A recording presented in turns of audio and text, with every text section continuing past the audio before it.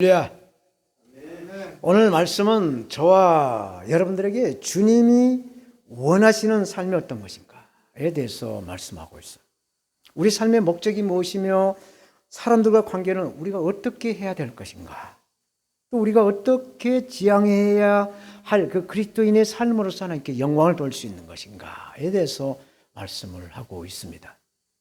사도 바울이 2차 선교지인 이 고린도에 와서 이제 1년 6개월을 머물면서 보고 느낀 것이 있는데, 이 고린도에는 그 수많은 그 신전들이 있었다라는 얘기예요.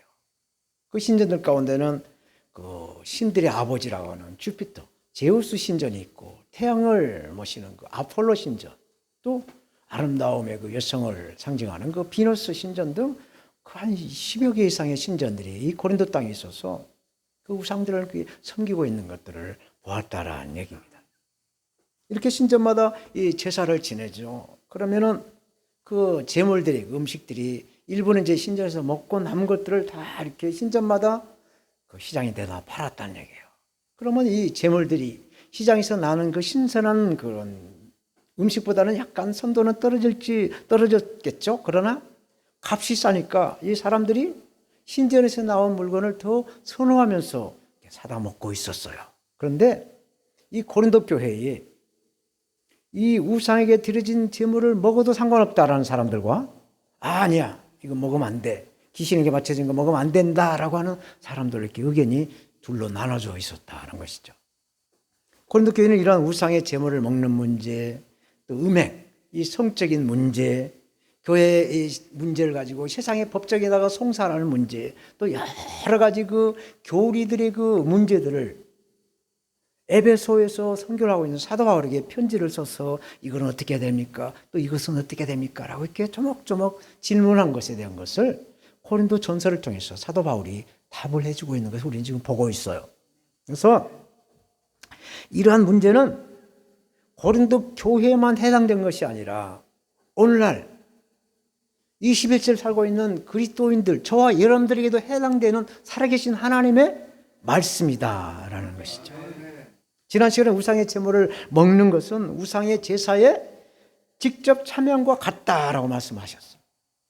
그래서 그리스도인들이 예수 그리스도의 살과 피를 상징하는 떡과 포도주를 마시는 이러한 성찬 예배를 드린 것처럼 이 우상을 믿는 이방인들도 똑같이 그 우상에 드려지는 제물을 먹고 마신다라는 말씀이에요.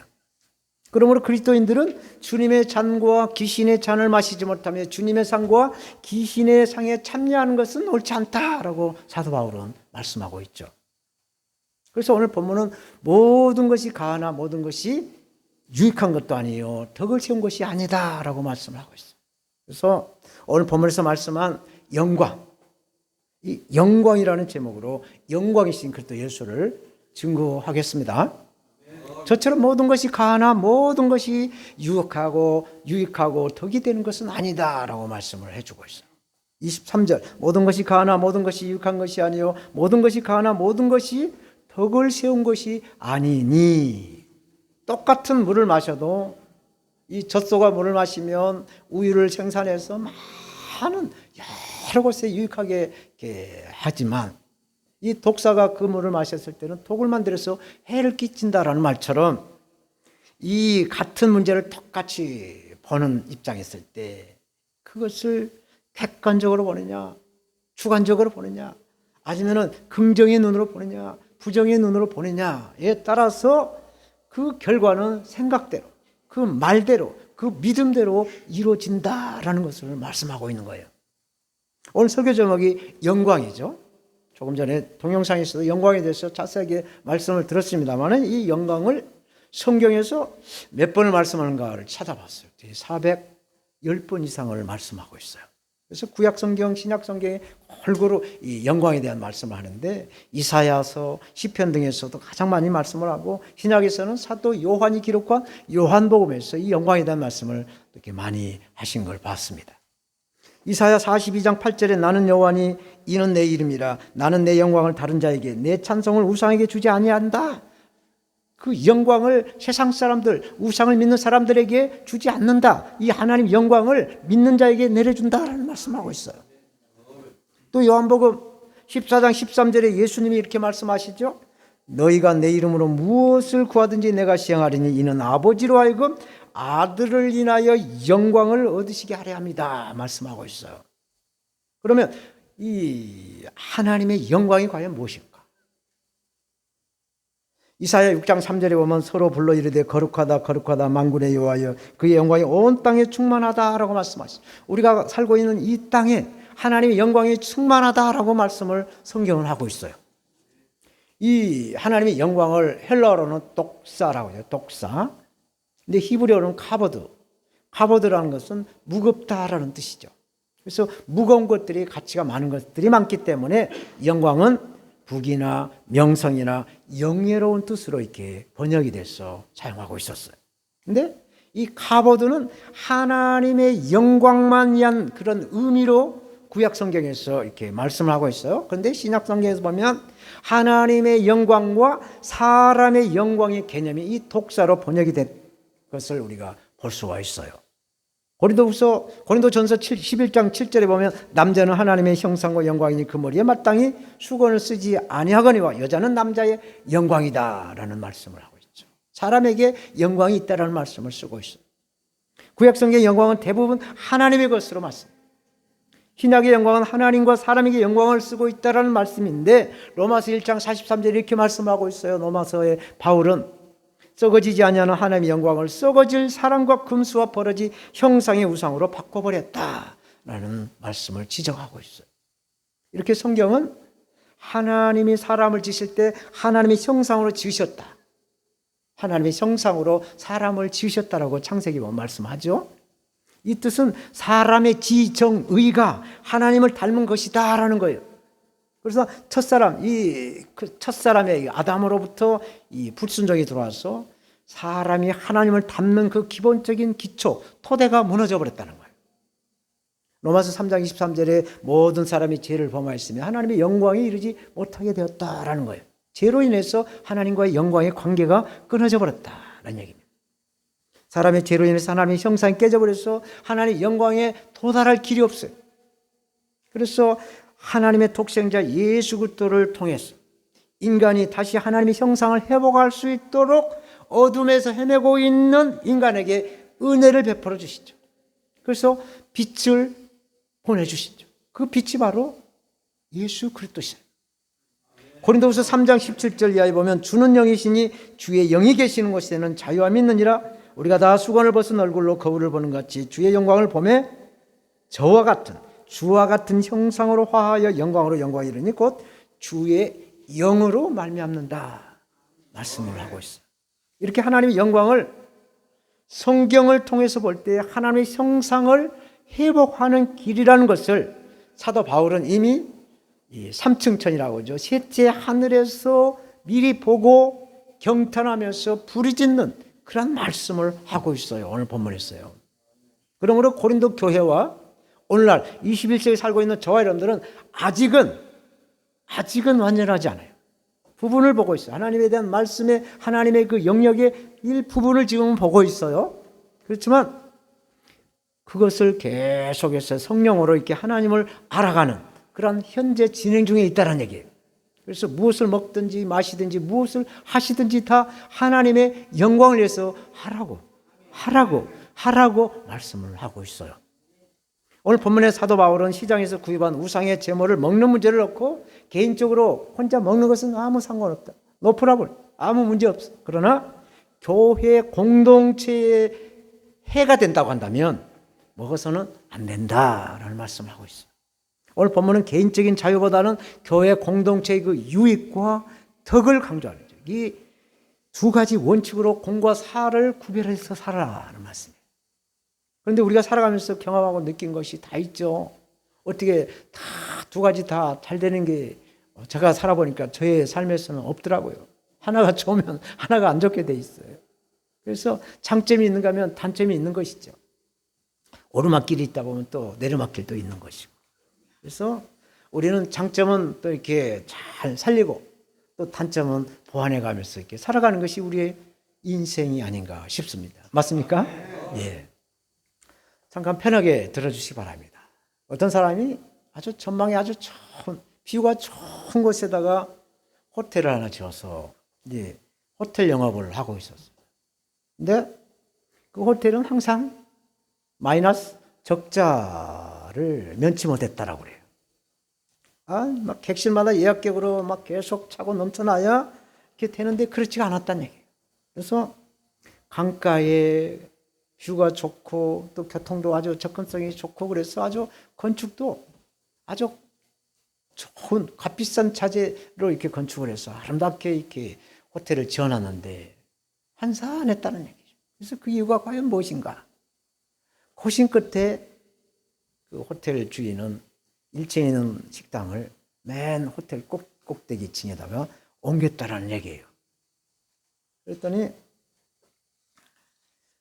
그 호텔 맨 꼭대기에다가 식당을 이렇게 스카이 라운지에다가 이렇게 다 꾸며놓으니까 1층에 있는 것보다는 꼭대기 층에 전망도 더 좋고 그래서 식당을 이용하는 손님들이 더 많아질 뿐더러 그 안 되는 이유가 1층에서 식당에 있는 손님들이 식당에 오고 가면서 2층, 3층 올라가는 호텔 사람들 쳐다보면서 누가 잠을 자나 이런 것을 보기 때문에 호텔에 들어가는 것을 쑥스러워했기 때문에 호텔 식당을 갖다가 맨 위에 층에다가 올려놓으니까 식당에 올라간 손님인지 잠을 자러 가는 손님인지 분간이 안 되기 때문에 자유롭게 그 호텔을 이용하면서 호텔이 차고 넘쳐났다라는 이야기가 있습니다.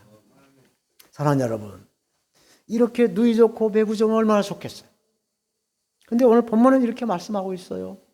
23절 4절 모든 것이 가나 모든 것이 유익한 것이 아니요 모든 것이 가나 모든 것이 덕을 세운 것이 아니니 누구든지 자기의 유익을 구치 말고 남의 유익을 구하라 말씀하고 있어요. 사도 바울은 고린도전서 8장부터 10장까지 우상에게 드려진 이 제물을 먹는 문제를 가지고 이렇게 상당히 길게 말씀하고 있어요. 그래서 오늘 본문은 저와 여러분들이 어떤 일을 할 때 원칙이 있다. 이 원칙대로 행해야 된다는 것을 은연중에 말씀하고 있어요. 우리가 도로를 횡단할 때 횡단보도가 있으면 횡단보도로 가야 되는 것이고 또 횡단보도에 신호등이 있으면 파란등이 켜질 때 가야 하는 것처럼 예수 그리스도로서 그리스도인의 삶을 살아갈 때 하나님의 뜻대로 살려간다면 성령님의 감동을 받고 감화를 받고 이렇게 살아가야 된다라는 것이죠. 이사야 55장 8절에 보면 하나님의 뜻과 사람의 뜻이 완전히 반대, 같지가 않다라고 말씀을 하고 있어요. 그래서 저와 여러분들이 누리는 삶은 언제나 우리 개인이나 여러 상대에게 유익이 되고 덕이 되는 것은 아니라는 거예요. 그래서 참 자유란 내 마음대로 자기 마음대로 누리는 것이 아니라는 거예요. 내가 누리고 있는 이 자유 때문에 내 옆에 있는 이웃에게 피해가 가게 된다면 이것은 절제를 하라는 것이죠. 절제를 하라는 거예요. 자기만이 아니라 서로에게 유익이 되고 덕이 되게 하라라는 말씀을 하고 있죠. 아멘. 두 번째로 시장에서 파는 음식은 그 믿음을 위해서 묻지 말고 먹어라 라는 말씀을 하죠. 우상에게 바쳐진 음식을 먹는 문제로 이제 누구든지 자기의 유익을 구하지 말고 남의 유익을 구하라라고 말씀하시면서 어떻게 하는 방법론을 이제 예로 설명을 하죠. 25절 6절 무릇 시장에서 파는 것은 양심을 위해서 묻지 말고 먹어라.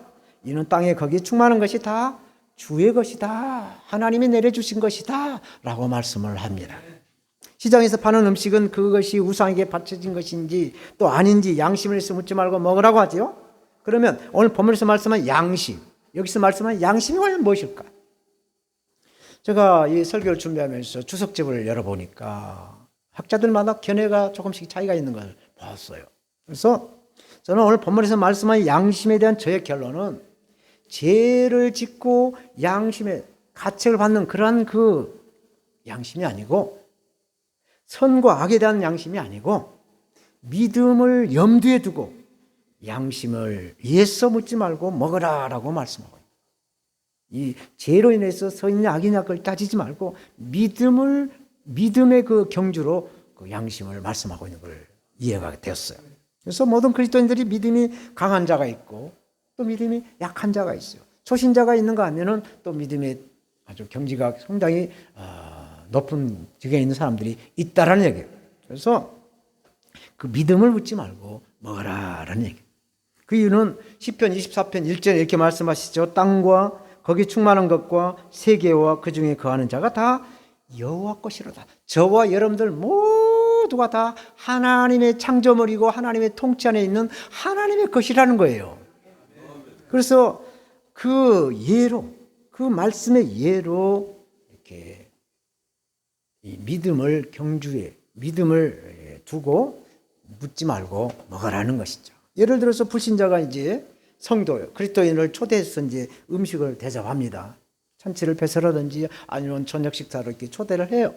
그런데 혹시 이거 제사 드리는 음식이 아니요 라고 믿음을 위해서 묻지 말고 먹으라는 거예요. 주는 대로 먹으라는 얘기예요. 주는 대로 맛있게 먹으라는 거예요. 아우, 잘 먹었습니다. 감사합니다. 나도 한번 살게요. 나도 한번 대접할게요. 그렇게 하라는 얘기예요. 근데 만일 이 음식이 제사에 이 우상에게 드려진 제물의 음식이다라고 말을 할 경우에는 그 말을 한 자나 또 다른 사람의 그 믿음을 위해서 먹지 말라라는 얘기예요. 이렇게 제사 음식이라고 알려준 이유가 있다는 거예요. 그것은 제사 음식은 다른 음식과 다르다고 믿는 사람들이 있기 때문이라는 거예요. 혹시라도 주의 제사 음식을 먹는 것은 그 제사에 동참한 것이라고 믿는 자가 있을 수가 있기 때문이라는 것이죠. 그러므로 믿음의 양심을 따라 자기 유익을 굳지 말고 남의 유익을 위해서 먹지 말라라고 사도 바울은 말씀하고 있습니다. 29절 30절 봅니다. 내가 말한 양심은 너희의 것이 아니요 남의 것이니 어찌하여 내 자유가 남의 양심으로 말미암아 판단받으리요. 만일 내가 감사함으로 참여하면 어찌하여 내가 감사하다는 것에 대하여 비방을 받으리요. 내가 함께 즐거워하고 우는 자들과 함께 즐거워하는 자들과 함께 즐거워하고 우는 자들과 함께 울어주는 슬픔과 기쁨을 함께 이렇게 해주는데도 남에게 판단을 받고 또 이렇게 비방을 받을 수가 있다는 얘기예요. 오해를 살 수가 있다는 얘기입니다.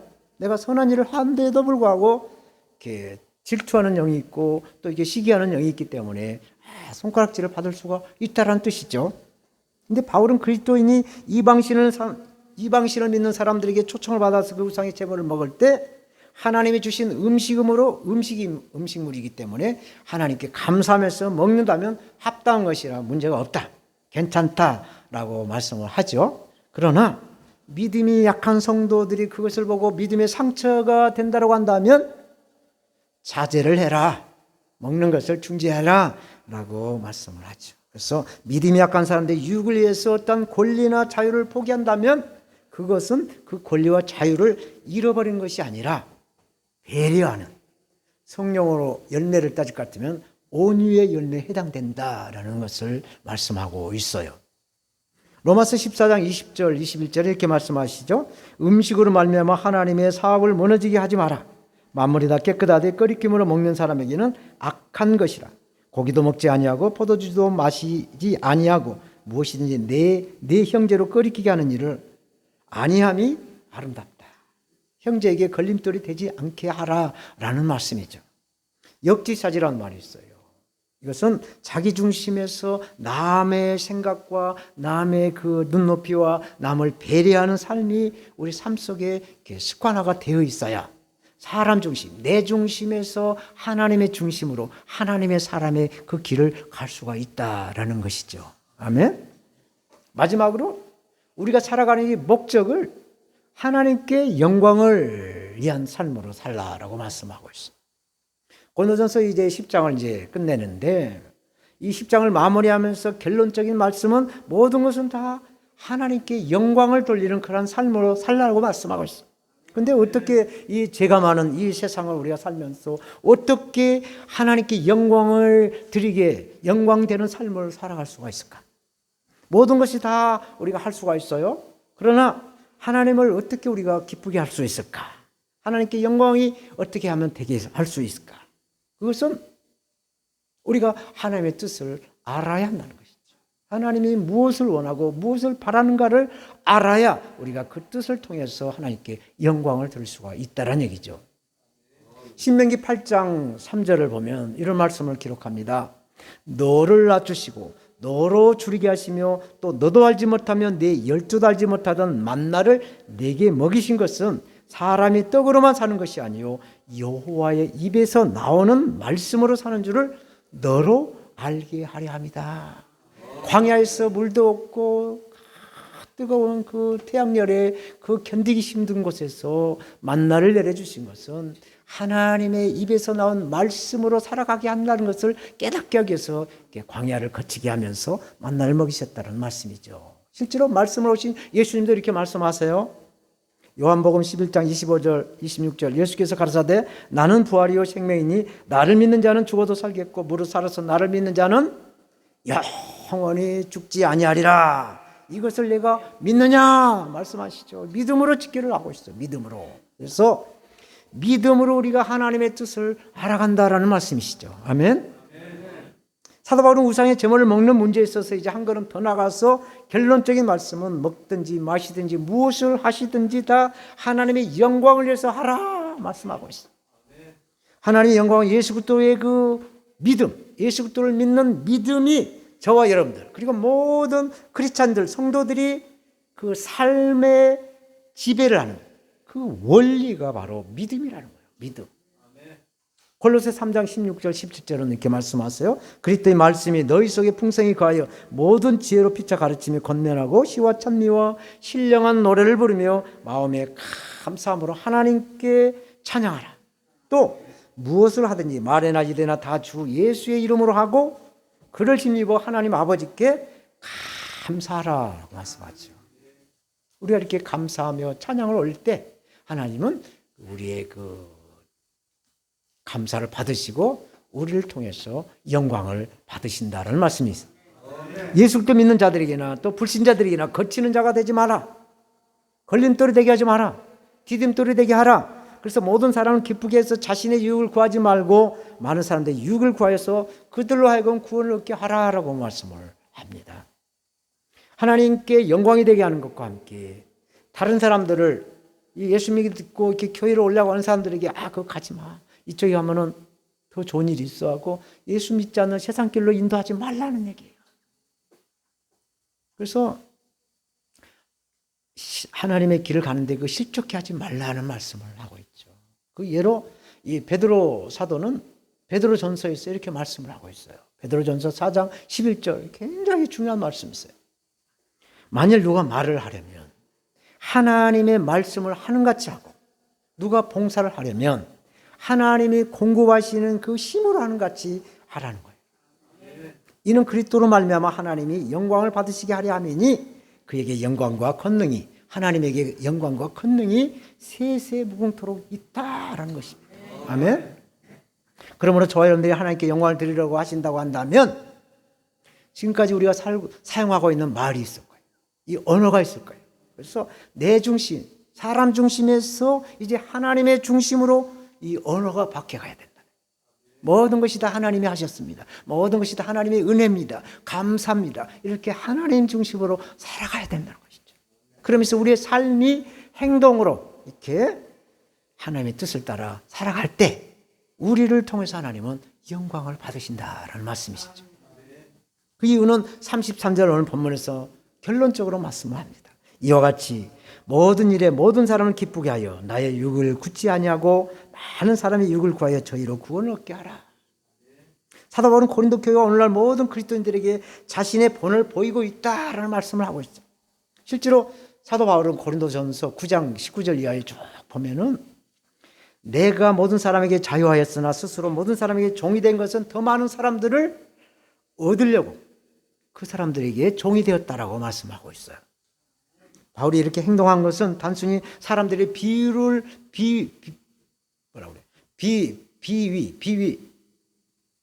맞추려고 하는 게 아니죠. 이렇게 하고 뒤에서 딴 그런 게 아니고 사람들의 비유를 맞추려는 것이 아니라 예수 그리스도의 복음은 우리 말로 립서비스로 하는 것이 아니라는 거예요. 행동으로 본을 보여야 한다는 것을 사도 바울은 경험을 하고 말씀을 하고 있는 줄로 믿습니다. 이제 말씀을 맺겠어요. 옛날에 어떤 왕이 이제 당나귀를 타고 이제 나라마다 이렇게 고을마다 이렇게 다니면서 이렇게 순찰을 했어요. 근데 온 백성들이 이제 왕이 당나귀를 타고 나타나면 머리를 숙이고 절을 하죠. 성은이 만극합니다. 백세스스를 하십시오. 이렇게 하죠. 그렇죠? 우리가 사극을 보면 그렇게 하더라고요. 그래서 이 왕을 태운 이 나귀가 왕을 태웠기 때문에 이 나귀에게도 이제 아주 막 꽃장식을 하고 막 예쁘게 막 가죽으로 막 시트 깔고 뭐 예쁘게 했을 거예요. 그래서 이 나귀도 참 멋지고 위엄 있게 보였어요. 그래서 이제 이렇게 백성들은 왕이 당나귀를 타고 나타날 때마다 큰 소리로 성은이 만극합니다 하고 환호를 하고 막 절을 하니까 이 환호에 이 당나귀가 고무가 됐어. 이야, 이거 어쩔까? 막 하면서 고무가 되는 어느 날 이 당나귀가 왕을 땅에다가 내동댕이 쳐버렸단 얘기예요. 왜? 이 왕위를 나 혼자만 다 받아야지. 이 왕이 뭔데 내가 내 등에 올라서 이걸 받아? 하면서 왕을 땅에다 내동댕이를 쳤다는 얘기죠. 그래서 그 내동댕이 치는 왕을 본 신하가 달려와서 칼을 뽑아가지고 당나귀의 목을 잘라버렸다는 얘기입니다. 이렇게 하나님의 자녀는 하나님의 존귀와 영광 아래 거해야 영광을 누린다라는 말씀인 줄로 믿습니다. 하나님을 떠나서는 이런 존귀나 영광은 없어요. 국물이 없어. 그래서 예수 그리스도 안에 있어요. 예수 그리스도 은혜 안에 있어야, 예수 그리스도의 그 사랑 안에 거해야, 예수 그리스도의 그 말씀 안에 거해야 우리가 하나님의 영광을 받아 누릴 줄로 믿습니다. 오늘 보면은 모든 것이 가하나 모든 것이 유익하고 덕이 되는 것은 아니라고 그랬어요. 그러므로 자기의 유익을 구하지 말고 남의 유익도 함께 구하라. 시장에 파는 우상의 제물일지라도 믿음을 위해서는 묻지 말고 사서 먹어라. 그러나 우상의 제물이라고 말을 한다면 먹어서는 아니 된다 말씀하죠. 남에게 유익이 되고 덕이 되게 하란다면 믿음이 약한 성도들을 실족해 하면 안 되기 때문에 사도 바울이 이렇게 말씀한 줄로 믿습니다. 왜? 우리가 먹든지 마시든지 무엇을 하시든지 다 하나님께 영광을 되기 위해서는 그렇다는 얘기예요. 그래서 우리는 어디서 와서 왜 살며 어떻게 사는가, 어디로 가는가, 이러한 목적을 우리에게 주신 성령님을 우리는 인정하시고 성령님이 우리를 이끌어 가시도록 우리에게 그 마음껏 힘을 써서 이끌어 가시고 능력 주시도록 우리를 내려놔야 돼. 우리를 성령님께 드려야 된다. 그래서 성령님께 맡겨야 될 줄로 믿습니다. 기도하겠습니다.